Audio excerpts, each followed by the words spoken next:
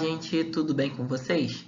Bom, como eu falei ao final da nossa última videoaula, hoje nós vamos estar falando sobre o plano inclinado, que é uma das aplicações de leis de Newton que as pessoas têm mais dificuldade. Mas hoje nós vamos eliminar essas dificuldades de uma vez por todas.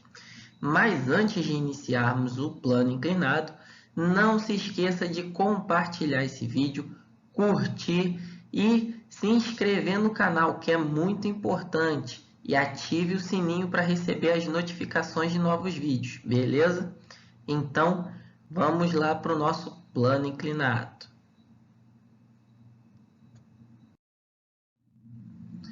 Bom, então o que é o plano inclinado, gente? O plano inclinado, ele é um plano, óbvio. O que é um plano? O plano é uma superfície e ela está formando um ângulo com a horizontal. Por quê? Porque o estar inclinado significa formar esse ângulo. E aqui na imagem está representado pela letra grega θ, que é a letra que nós vamos utilizar para representar esse ângulo de inclinação. Beleza? Só que para resolver o plano inclinado, é muito importante que nós utilizemos uma coisa chamada plano cartesiano. Lembra lá dos x e y? Então, ele vai ser de suma importância para a gente resolver os problemas com o plano inclinado. Então, vamos lá. Primeiro, vamos pegar aqui e colocar um plano cartesiano em cima do nosso bloco, ou seja, o corpo que estará em movimento devido ao plano inclinado. Então, vamos lá. Então, eu tenho o eixo Y, que é o eixo vertical, e tenho o eixo X, que é o eixo horizontal. Agora, se nós pararmos para prestar atenção, nesta forma que ele está descrito, ele vai ficar exatamente em cima da força-peso, o que seria uma coisa maravilhosa. Porém, a normal, quando nós colocarmos ela aí, ela ficaria formando um ângulo com esse plano inclinado. E matematicamente, para a gente, seria mais complicado para determinar essa normal se a gente deixar esse plano inclinado desta maneira. Então, o que a gente tem que fazer? A gente tem que usar de um artifício matemático. Porque o plano inclinado, o plano cartesiano, perdão, ele sempre vai poder ser modificado a sua posição. Isso vai me facilitar, tá? Então, nós não vamos mudar ele de posição, mas nós vamos utilizar um outro artifício, que é a rotação desse plano cartesiano. Então, ele está, se nós pegarmos, ele está o eixo Y na vertical e o eixo X na horizontal, bonitinho como a gente sempre viu ele. Então, o que a gente vai fazer aqui? A gente vai rotacionar. Quantos graus? Exatamente a quantidade desse ângulo. Então, se a gente rotacionar ele, olha como é que ele vai ficar. Ele vai ficar, o eixo X, ele vai ficar paralelo ao plano que está inclinado. E o eixo Y, ele vai ficar perpendicular, ou seja, formando um ângulo de 90. Bruno, por que isso vai ser importante? Porque já vai ficar mais claro. Vamos colocar as forças para isso poder ficar mais claro? Olha, peguei aqui, separei o plano cartesiano, dei uma clareada aqui nesse plano cartesiano para a gente poder focar nas forças. Então, ó, nós temos a força normal. Lembrando que quem faz a força normal é a superfície e ela é sempre perpendicular à superfície. Então, ela está formando aqui um ângulo de 90 graus, tá? E a força peso, que é sempre para baixo, tá? Ou seja, formando um ângulo de 90, só que com o planeta Terra, não com a figura em si. Então, ela é para baixo, ok? Então, vocês podem perceber que o plano cartesiano inclinado ele faz com que a força-peso ela não esteja em cima de nenhum dos eixos, nem x, nem y. Mas que seria muito mais difícil nós usarmos a normal fora desses eixos. Nota que quando a gente rotaciona o eixo, a normal ela fica perpendicular, ela fica paralela ao eixo quem? Y, tá? Então, isso vai trazer uma certa facilidade para a gente.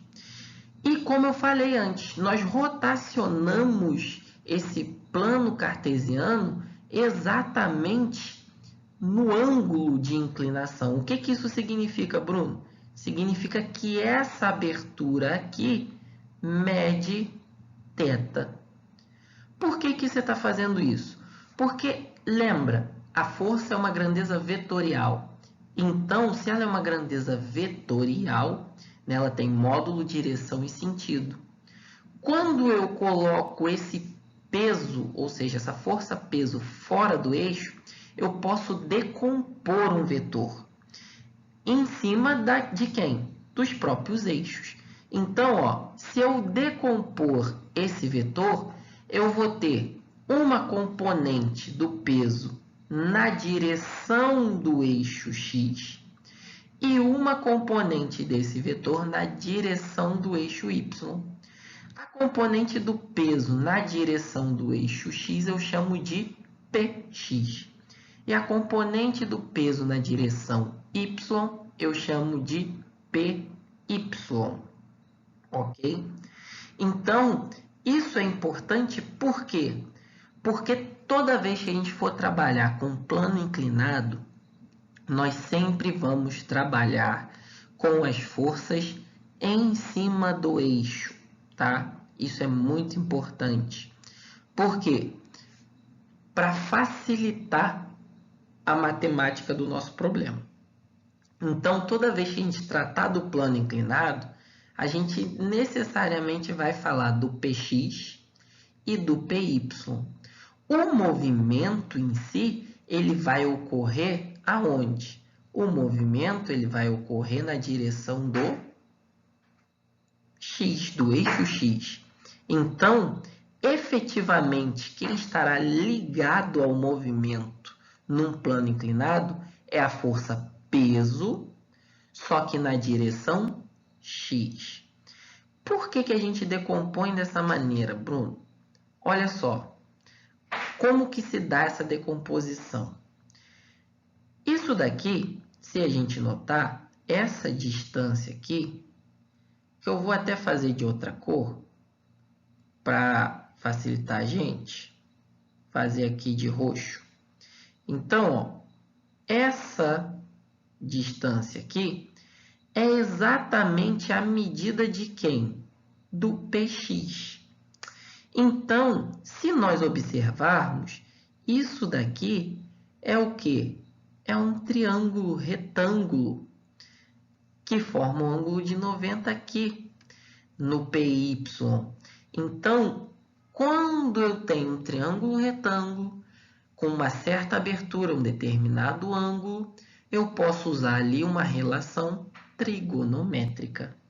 Então, eu vou poder recorrer à trigonometria para solucionar certos problemas, tá? Então, por exemplo, como eu tenho essa medida aqui, e essa medida é exatamente o px, né? Essa distância, como se eu só transportasse ele para baixo, isso é o cateto oposto a esse ângulo. Então, vai me dar uma relação de seno, tá? Então, eu posso dizer que o px ele é igual ao peso, a força-peso em cima daquele objeto, vezes o seno do ângulo, tá? E esse lado aqui é o lado referente ao PY, ou seja, o peso na direção Y. que é o quê? Se nós observarmos que é exatamente essa medida do PY, do vetor PY, esse é o cateto, um dos catetos do triângulo. E ele está ao lado do meu ângulo, então ele é o cateto adjacente. Então, qual é a relação entre o cateto adjacente e a hipotenusa, que é o meu vetor peso? É uma relação de cosseno. Então, sempre o PY ele vai ser o P cosseno de θ. Tá? Então, essa relação vocês nunca podem esquecer. Tá? Claro, Bruno, não esqueci. Você pode recorrer a essa teoria para retirar as informações daí novamente. Tá? Então, eu tenho a relação entre o PY, peso na componente Y, né, na componente do plano cartesiano Y, que ela é igual ao peso do corpo vezes o cosseno do ângulo. E também tem o peso na direção x, que é o px, que ele é igual ao peso vezes o seno de θ. Gente, não se preocupa. A aula de hoje foi só uma teoria sobre o plano inclinado. Nós vamos ter outras aulas que vão tratar apenas das aplicações no plano inclinado. Então, como eu falei lá no início, se inscreve no canal, ativa o sininho para você continuar recebendo as notificações de novos vídeos. Até a nossa próxima videoaula, gente. Tchau, tchau.